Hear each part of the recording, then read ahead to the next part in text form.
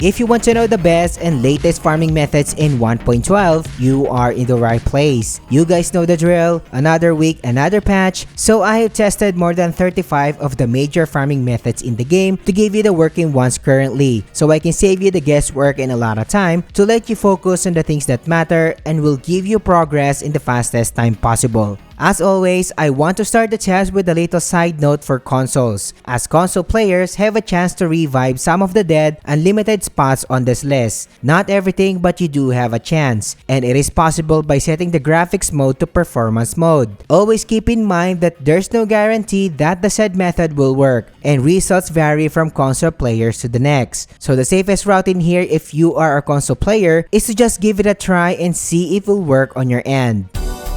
Hunting abyss creatures is one of the easiest sources of farming abyss cells and also power cores. This location in the Witchwood region hosts a pack of the said creatures for players to farm. The method requires the player to focus on the smaller version of the said creatures, and in the previous patches, by the time you want them to respawn, you will allow yourself to be swallowed by the big ones and revive at the checkpoint. The same thing applies to the turquoise rock pool area near the town of Varnia. This pack has a larger number for you to farm and get abyss cells. So why am I still showing you this? It is because you will still want to farm all of these creatures for their abyss cells and get seeds in the process for your gray main farm. One abyss cell is more than enough to give you a steady supply of abyss cells through your crop planting. So imagine getting 5 abyss cell seeds that can jumpstart your farm big time. The Deadfire Mountain offers an unlimited supply of brimstones in 1.12. The abyss crescent located in the center of the spot will allow you to farm brimstone crabs and an unlimited amount of brimstone for your platinum crafting needs. What I usually do here is stand in the center and take out all of the crabs in the area with my unlimited explosive arrows. Make sure to have a flying pet with you to streamline the process. Once they're all dead, fast travel back to the Abyss Crescent for more brimstones, rinse and repeat. The 2 best spots to farm Mercury are still available in 1.12, and the Mercury pond located in Silverwolf Mountain near the Deadfire Mountain is the first one. Shoot the pond directly with your ice arrows to turn gradually into Mercury. Another method is using the plated Helm of the Shadows to extract a ton of Mercury in the process.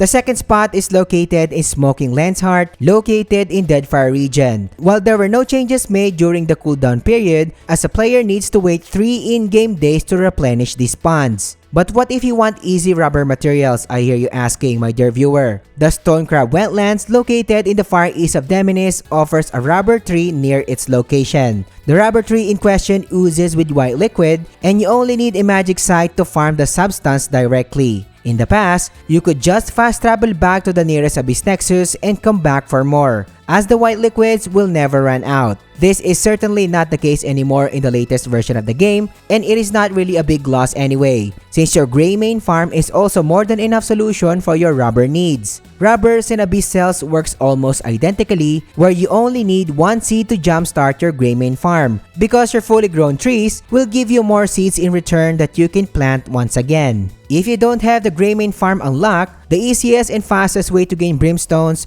rubbers, and mercuries is the toll gifting method in Scholastone, one of the most popular locations in the game that can be found in the southwestern section of Hernand. This method will allow the player to use common animal hides or even crimson glass containers to increase the trust meter of the trolls in Scholastone, so they can give you either brimstone, rubber, or mercury as mentioned, even faded abyss artifacts. But keep in mind that you will be maxing all of the trust of trolls in Scholastone eventually, and you will be resorting to the best brimstone and other material farms that I just mentioned. If you need animal hides, this specific location in Hernand offers an ideal spot to farm small to medium-sized animals and tons of raw materials. These animals are respawning near the Abyss Nexus, so you can reset the method without long loading times by standing on the Nexus itself and fast traveling on it.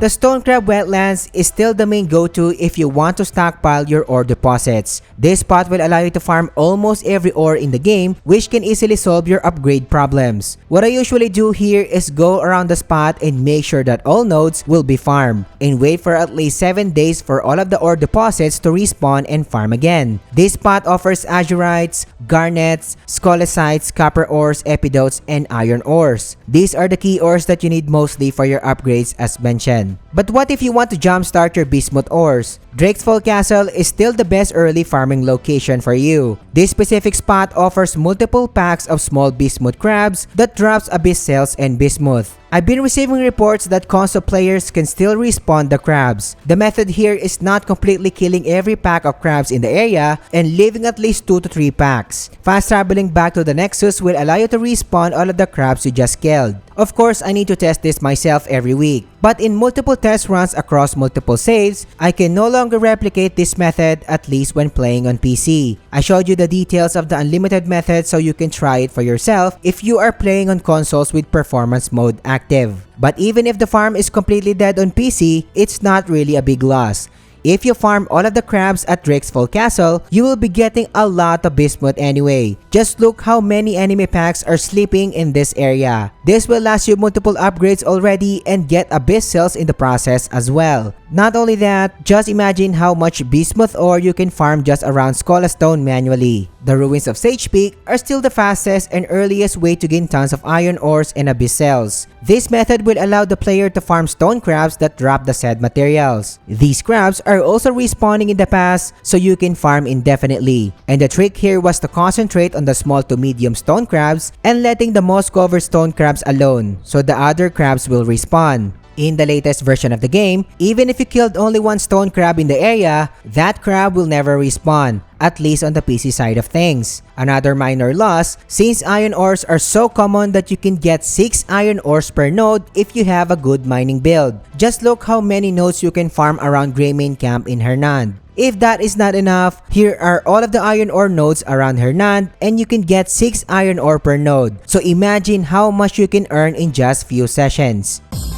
The Demenis Wildlife Park is still the best and fastest source of copper pouches in the game, not for earning silver, but use them as a gift to increase the trust of merchants across the world. Find the Demenis Wildlife Park south of the main town, and the Abyss Nexus on the screen right now is the main reset point for this method. From the Abyss Nexus, gain height and try landing on the wooden scaffolding holding the main gate of the park. Then use your unlimited explosive arrows and shoot the borders of the first major area to scare off the nobles. Pay attention to the spots where I am shooting my arrows. Whatever happens, don't hit any nobles, and your main goal in here is to scare them all off, so they will run towards the main gate of the park and be funneled. All sides must be covered, especially the side where the wooden bridge is located, since there's a lot of nobles in it. If you did this correctly, the majority of the nobles will be funneled at the gate as mentioned, so you can take them all at once with normal attacks or explosive arrows. Once you've cleared all of the nobles, loot all of the bodies and farm tons of copper pouches and possible gold bars in the process.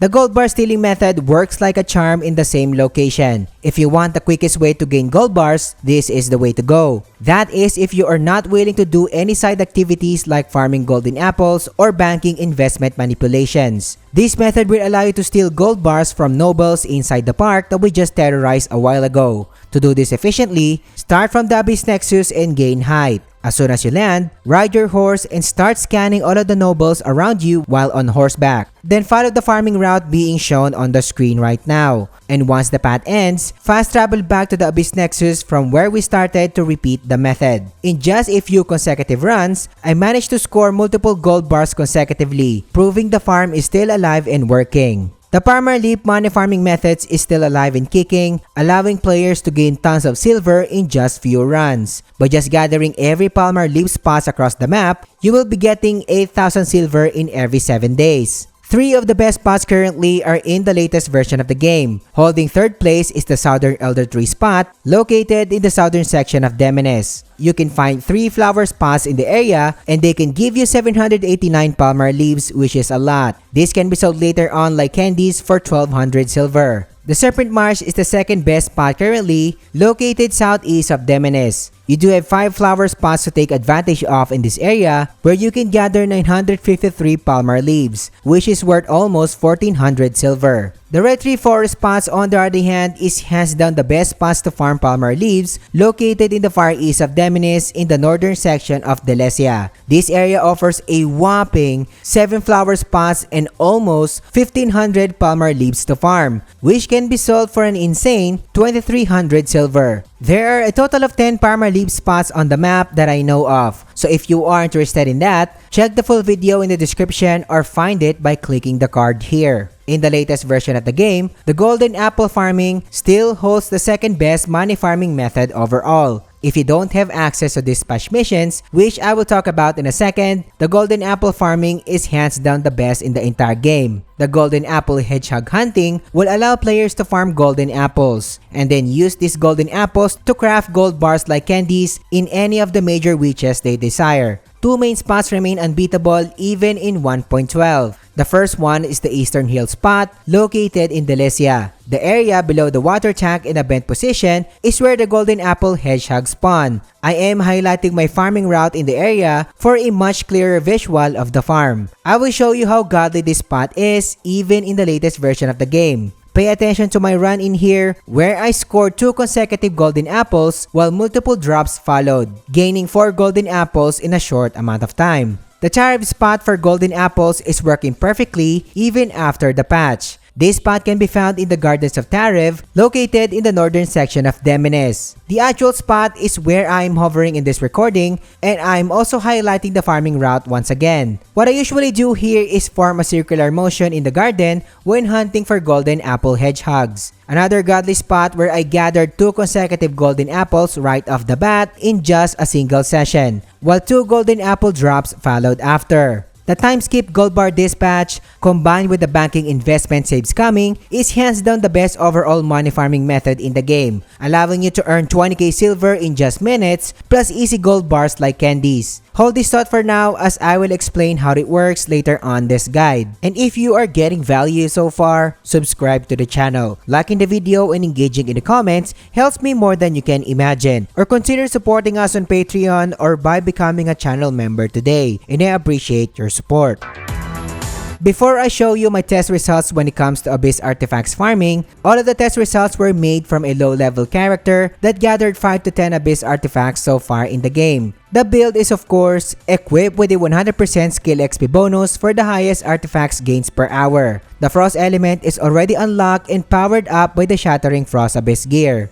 If you want to access the best earliest manual XP farming spots in 1.12, the Serpent Shrine Gunners is the one you need, allowing you to gain tons of Abyss artifacts, while also giving you the chance to stockpile pan-fried vegetables, a high-level food that gives you tons of HP and SP with every use. Very useful in general progression. Find this amazing spot located in the southwestern section of Delicia. From a low-level character standpoint, you can expect 23 to 25 Abyss artifacts per hour. Here's an actual full run of the spot demonstrating the XP rate of this method. The key here is to wipe the enemies from left to right until everyone was wiped out. Fast traveling back to the Nexus to reset the run, rinse and repeat. The Dewhaven Keep farming spot is one of the best mid to late game XP farming spots in 1.12. As the name implies, find this spot in the area of Dewhaven in the region of Delicia. Basically, this spot will allow the player to take a specific farming route to farm a lot of night enemies inside the Dewhaven Keep.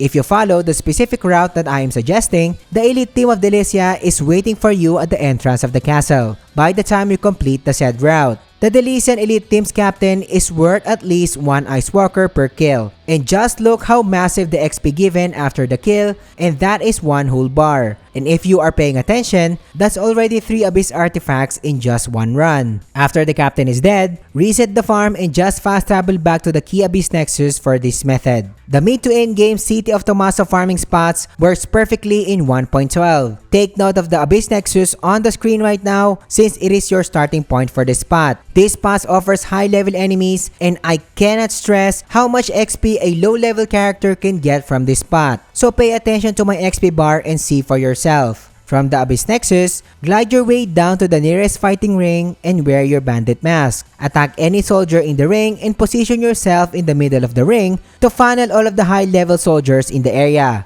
Your Frost Mantle attacks, powered up by the Frost Shattering Abyss gear, can one-shot these guys. I'm about to almost clear all the enemies in the first ring, and boom! The rare Abyss artifacts drop as you can see. And yes, they start dropping since patch 1.9. Follow the farming route shown in here and I will now head to the second fighting ring on the other side of the town. And basically, you can just go back and forth between the fighting rings to respawn all of the high level soldiers. While you are slaughtering the soldiers of Tommaso, the region of Tashka will send their best men to hunt you. And the captain of the said team is also worth a whopping Ice Walker level of XP, which is on top of your high XP level gains from the soldiers in the area. Just look how much XP each captain provides, and that's one whole XP bar from a low level character standpoint. It is also possible that the captain spawns with a very short interval after each kill, like exactly what I experienced in here, giving me 2 Abyss artifacts instantly. If you are paying attention, that's already 7 Abyss artifacts in just one cycle. Truly a broken spot. The Flame Knight's Castle is hands down the best mid-game reblockaded spot in 1.12. This spot continues to be a stable way of getting Abyss artifacts, and not only that, a possible source of Abyss gear which I will be diving into later on. Find this spot in the region of Demonis, located near the huge letter D of the Demonis landmark. A low-level character can expect a whopping 26 to 28 Abyss artifacts per hour, and the XP rate on the screen right now explains everything. Just look how insane the XP rate is, given the fact that you can farm a lot of soldiers in this spot, and not to mention how easily players can reset the method, especially if you are using Cliff, since Cliff can use the Storm Veil to lose enemy aggro instantly and fast travel back to the Nexus. If that is not crazy enough, this spot starts dropping Abyss artifacts as well, just like in the previous spot. I only encountered this in the latest version of the game, so that's a saddle buff. Although the drop rate is abysmal, it is a welcome addition. The Disruptor farming method is no longer the best XP farming method in the latest version, but it doesn't mean that it is no longer a viable method. An endgame method that gives you the chance to get an insane 45 to 50 plus Abyss artifacts per hourly run when using a low-level character. This accounts for possible mistakes and diminishing XP rates. This spot will allow the user to wipe out mech soldiers in the area, and these humanoid mech soldiers are weaker compared to the usual mechs around Delecia, giving the player the chance to wipe these soldiers in 2 to 3 EMP strikes. You can access Marnie's outpost in the northeastern section of Delecia in the region of Gorthak. Make sure you activate the key Abyss Nexus for this spot for resetting purposes later on. For this instance, I am using my level 0 Unka, equipped with Cuckoo Rocket Pack and 100% skill XP bonus, and of course 4 to 5 enhanced disruptors. From the Abyss Nexus, use your jetpack and fly and land on the rusted mechanism. As soon as you land, immediately cast 3 EMP strikes to clear the initial targets around the outpost. After that, jump and hover with your jetpack. Then land near the entrance of the outpost on your left hand side. Once you land, cast another EMP strike. 2 to 3 EMP strikes usually takes out every target in the area. Once you lose enemy aggro and can teleport, fast travel back to our key Abyss Nexus to reset the run. Rinse and repeat. There's a lot of preparation to make this spot work, so if you are interested in learning more spots and methods surrounding the Disruptor, the full guide is linked in the description or find it by clicking the card here. Would you believe me if I told you that the Time Worn Ruins and Bordig Ruins dispatch combinations are now only the second best method when it comes to Abyss artifacts farming, but when it comes to money farming, it is still hands down the best. What I usually do here is send my dispatch on Time Worn Ruins, and you need only 1 Greymane and 9 mecha workers to run this mission. The same thing applies to Bordig Ruins. This will reward me with Abyss artifacts and gold bars every 3 and 4 in-game days passively. The time skip method in the region of Demonis is the key factor in powering up this farm drastically. When the Time Worn Ruins and Bordig Ruins dispatch is ongoing, I will then skip the time to 9:30 PM. Then there's a bed in the tents that you can sleep for 12 hours, which will then allow me to wake up around 9 AM. So I can use the circus time skip again and again until Bordig and Time Worn Ruins missions end and stays on repeat since there are no losses in camp materials. Samurai my dudes, that is so cool. But how can I sustain these Bordig and Time Worn Ruins missions if they cost too much in camp materials? Sure, my lords and ladies, let me break this down for you. The Bordig and Time Worn Ruins cost a total of 22k weapons, 34k stone, 34k timber, 48k food, and 60k copper. To battle the maintenance costs, follow my specific dispatch setup on the screen right now. This setup only requires 18 mecha workers and 35 gray mains to make this work. If you follow the exact setup, you will be getting 45k weapons, 36k stone, 54k timber, and 78k food every 3 days, which is more than enough to maintain the cost of boarding and Time-Worn Ruins combined. Copper is not an issue since you can just donate directly to your camp and have millions in minutes. You will be getting a lot of Abyss artifacts in this way, and as previously mentioned, you can farm gold bars simultaneously with this if you send this patch to Bordig Ruins. So yes, my dear viewer, the time skip methods remains broken in the latest version of the game. A huge plus in here is you can earn as much as 20k silver from the banking investment alone if you maintain at least 40k silver in your bank. This does not count the gold bars that you can earn from the Bordig Ruins dispatch. Unka and Damien can now ride Blackstar in the latest version of the game. This only means that we do have the new best of the best Abyss artifacts farming method. The Dragon Hunter method will allow players to hunt Dragon Hunters that spawns in major fortresses. These enemies only spawn to hunt Blackstar, and killing a single hunter can give you an absurd amount of XP. We are talking about an insane 2 to 3 Abyss artifacts gains after killing each pack. Yes, you heard that right. 2 to 3 Abyss artifacts after each group. Even the legendary Ice Walker can match that amount of XP. What crazy about this method is that these Dragon Hunters have an insane spawn rate, meaning you will be getting a lot of Abyss artifacts like candies and max out your characters in no time. Just look at the XP rate. Nothing in all of the methods on this list can match that XP gain. For this first example, I will use the Isvato Fortress located west of the city of Tomaso. Isvato needs to be reblockaded so we can set up the farming spot. You only need 100% skill XP bonus to even get more XP gains as possible, and 8 to 10 Narima's Horn to skip Blackstar's cooldown. I'm using a fresh Unka to demonstrate how crazy this spot is. The setup would be attacking the enemies in Isvato and position yourself in the highlighted section in here. This is the ideal spot, or what I call hot zone, to respawn the Dragon Hunters consecutively. Here is a better highlighted section on the map where you should be hovering around. After terrorizing the Isvato Fortress, head to the hot zone and the Dragon Hunters will respawn not for long and will fire homing bullets at you. Kill each pack with Fire Breath and watch your XP go crazy. The key here is to always make sure that every last one of the hunters is dead so you can trigger the next batch instantly. Try your best to stay in the hot zone, since if the hunters respawn on a uneven terrain like a deep chasm for example, they are like getting bugged and don't die easily. Are you ready to know how many Abyss artifacts you can gain per hour? I'll give you this. In just 8 minutes of good runs, I managed to get 36 Abyss artifacts. So expect a mind-blowing 100 Abyss artifacts in a 40 to 60 minute run, meaning reaching the cap like it's nothing. If you don't find this broken, I don't know what is. With this method, I managed to max my Unka without a hassle, which is pretty shocking to be honest. Another perfect example would be the hunting grounds in Flame Knight's castle, which is my favorite so far, because the highlighted field on the screen right now offers wide flat surfaces. Attack the enemies at Flame Knight's castle and wait for the Dragon Hunters to spawn, and enjoy maxing out your characters.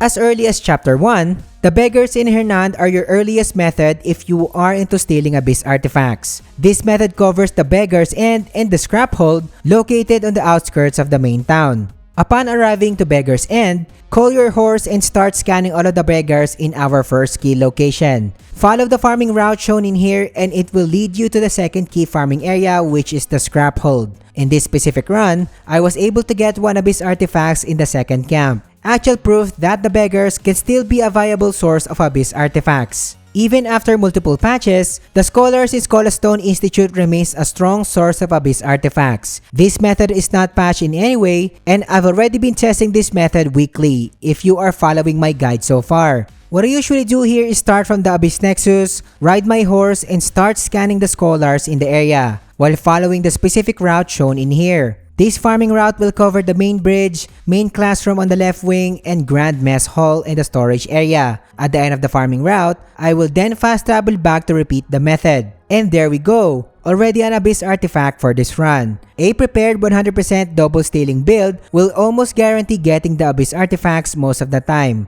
As you can see, I scored 2 consecutive Abyss artifacts in this run, solidifying that this method is 100% alive and working. And before we head to the final major farm, here's an overview of the current dead and working spots in 1.12. Chest farms are dead at least on PC, but there's a chance that they are working on consoles. All high-grade material farms for brimstones in Mercury are still very much working, aside from the unlimited rubber farming method. All money farming methods are working without issues, while the best XP, Abyss Artifacts farming spots are overall buff, by giving the player a chance of Abyss Artifacts item drops. And the Dragon method blows everything out of the water. Stealing is still a viable approach, and time skip methods are the third best Abyss Artifact farming method, while still the best one when it comes to money farming.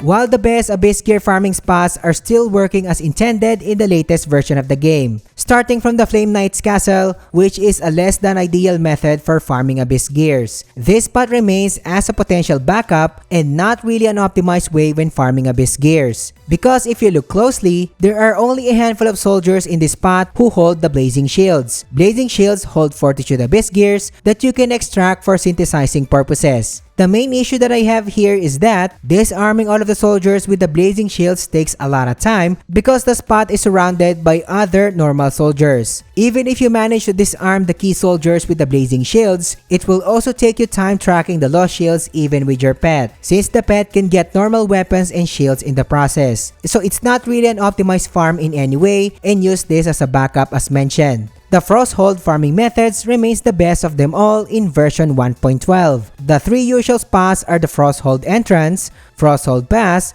and the best of them all of course is the Icewatch altar. Farming in one of these locations will allow the player to disarm the maces and shields of the Skull Knight followers. The Frostbone Shield and Frozen Soul Mace contain Tier 1 Malice Bane and Fortitude that you can later use to get higher tier Abyss gears. Before you say that this method is already patched or not working in any shape or form, make sure to learn how to disarm correctly. For the love of the game, you need a small shield for this to work, since any large shield won't work. You can disarm enemies by pressing and holding the L1 button and then pressing the R2 button after the enemy successfully lands an attack on your shield. I specifically mentioned the word after, since if you disarm too early, Cliff will perform the regular shield bash, like what you are seeing in here where the enemy of course is not being disarmed. But when the enemy attack landed on your shield and you press the R2 button late, he will do the vaulting grab action instead. The Frosthold Pass is the weakest spot so far, giving you the chance to engage and disarm 5 key enemies in here. So that's 5 bases and 5 shields, which can be converted to 10 tier 1 Abyss gears later on. So in an hour of consistent farming,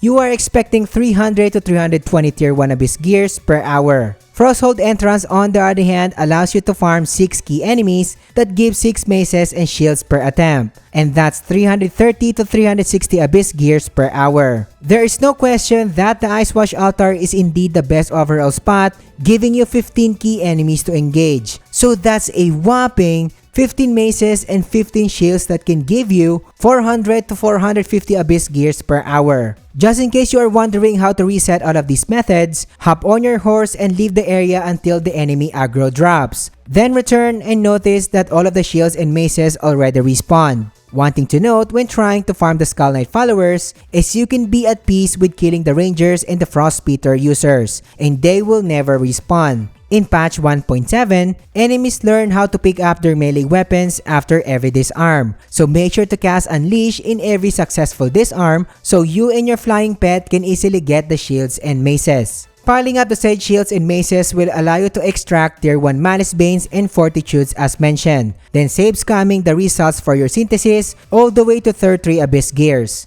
And I am showing you an actual visual representation of the process for better understanding. Pause the video if you need to. And if this is overwhelming for you, I suggest checking my step-by-step guide covering this topic. And this video will teach you everything you need to know. I'm Samurai, thank you for watching, and I will catch you on the next one.